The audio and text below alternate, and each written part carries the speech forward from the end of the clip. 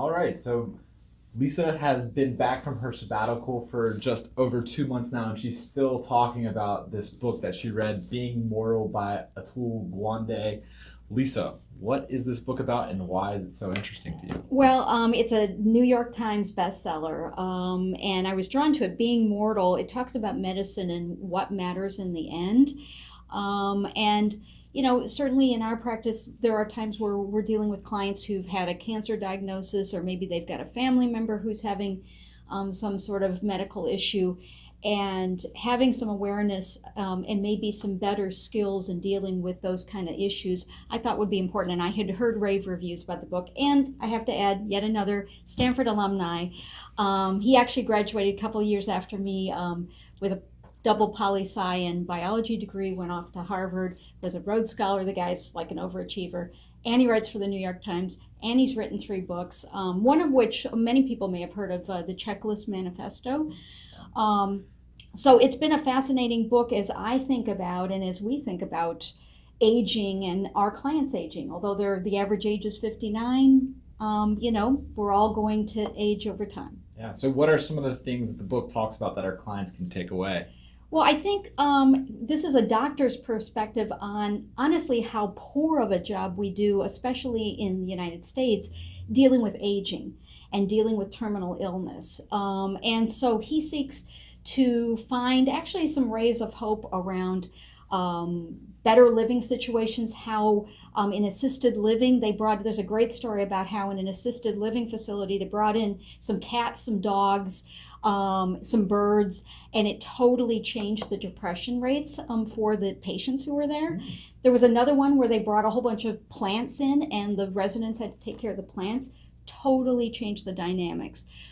So he talks about how things could be different in our assisted living nursing home situations. And then the other piece that's so important is how we can deal with terminal illness in the end of life more effectively. And so he talks about his own dad and his end of life process.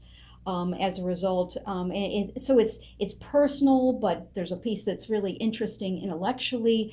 I think it's something that we all need to be thinking about and talking about as we prepare to age. Definitely. So would you recommend everyone give this book a shot, or is there someone specific that should look into this book? Well, I think certainly if you're facing a terminal illness, a cancer diagnosis, you have a family or a family member or friend who's going through the same thing, this is a valuable book. I'm not going to say it's easy to navigate, but one of the things that I've found most powerful, and for our clients, if you're ever in this situation, expect me to ask some of these questions. There's a woman named Susan Block, who is a palliative care specialist at Brigham and Women's Hospital in Boston, which is where Atul Gawande is based.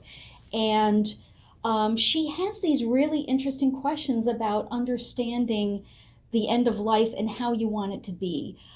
Because often the charge for the doctor is to keep you alive no matter what. Try a new treatment, do something different.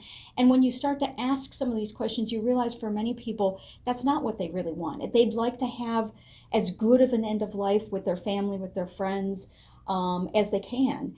And so there's just some interesting questions about the trade-offs you would make. What's most important to you at the end of your life? What's the prognosis?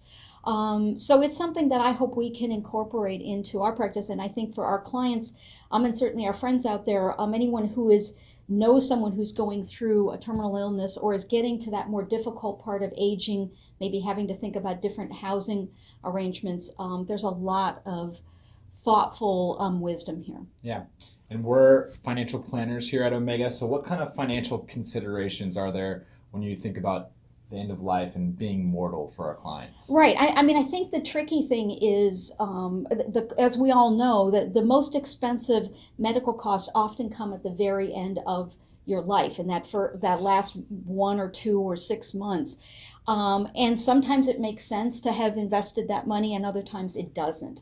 And making better choices, not just for the patient, the family member, but also for the rest of the family, the survivors, is, I think, critical. It's very hard. I'm not saying that it's easy to have that conversation, and yet I think we need to be having that conversation in this country. Yeah, definitely. Well, thanks for sharing your insights. It's Being Mortal by Atul Gawande. Give it a read. Thanks for watching. Thank you.